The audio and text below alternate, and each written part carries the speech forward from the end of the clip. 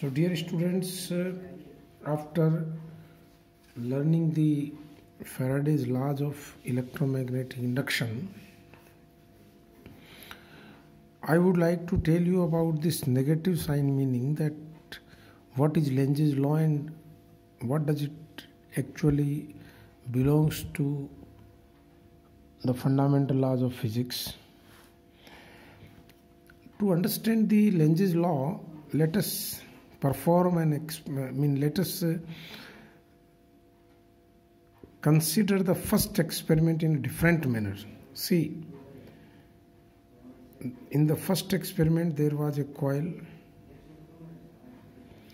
connected with a galvanometer and a bar magnet was made to move along the axis.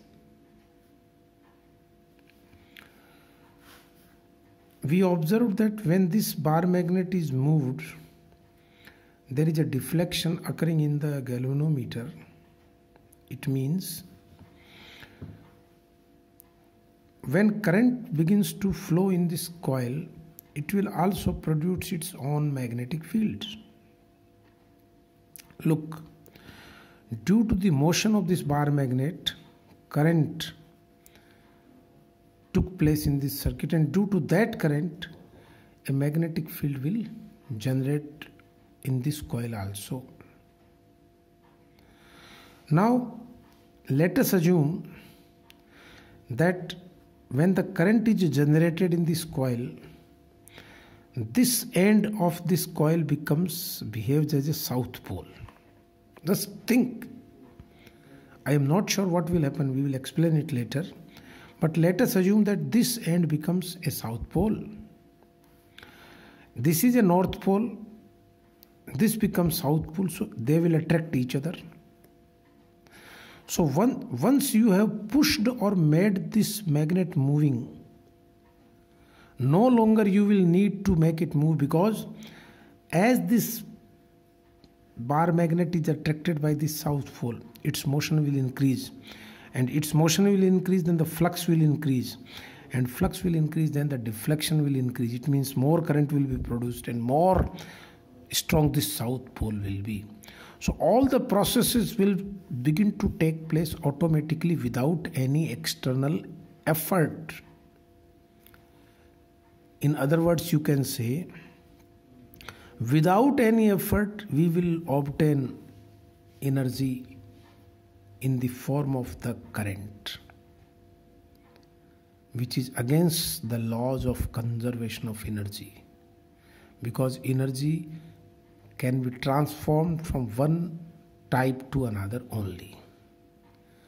So I reject this concept of south pole making here. Now let us think it becomes a north pole.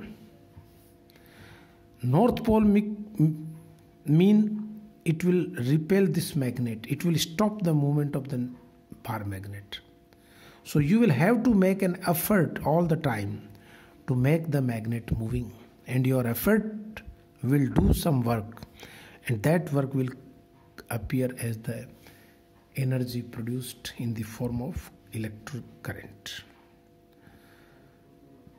Now see, this current, which is produced by the motion of the bar magnet, will oppose the motion of the bar magnet. This is what Lenz's law is. I am writing it. Lenz explains or states that Lenz's law, that in the phenomena of electromagnetic induction, the direction of produced current, I would like to tell induced current rather than produced. Induced current which is produced. So in the direction of induced current always is such that it opposes the region due to which it appears. You can say due to which it is generated, etc. So, if the flux is increasing in this coil, then the current will always try to decrease it. And if the flux is decreasing, the current will be such that it will always try to increase the flux. So, if a north pole is moving towards the coil,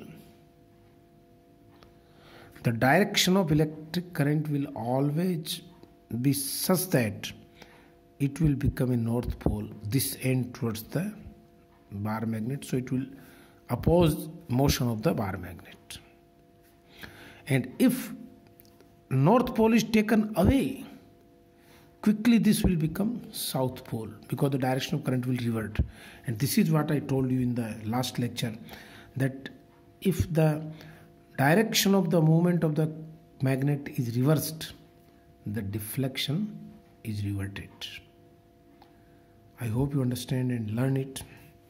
So that's why a negative sign is introduced in the Faraday's law, and this law is a consequence of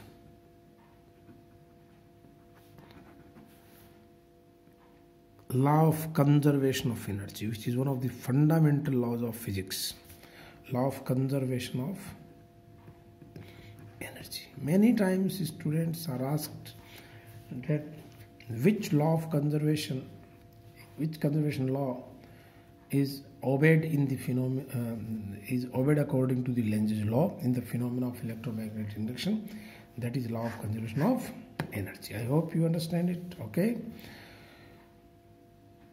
Now this law seems to be very simple one, but it has, it is the base of electromagnetic induction phenomena. Several small questions can be associated with it. For example, suppose this is a magnetic field. When I show cross, it means the magnetic field direction is normally inward to the paper. And suppose this is a wire loop. Now the question is asked that if this loop is expanding, what is the direction of induced current? So dear students, if the loop will, suppose this loop is expanding, then what will happen? Suppose it has expanded like this, outward. So what will happen? The area will increase. Area will increase, it means the flux inward will increase. And the induced current will be along the thumb outward, because the current should have such direction, so it will oppose the change in flux. When the inward flux is increasing, the current will produce a magnetic field which is outward. So I can write down using the thumb rule that this is going to be anti-clockwise current in this loop. This is a simple question. I can state this question. What happens if loop expands? And your answer is anti-clockwise current is induced. Okay, this is the answer. Note, it is one question. Several questions can be framed based on it. I will tell you all these questions in my next lecture. Till then, goodbye. Have a nice week.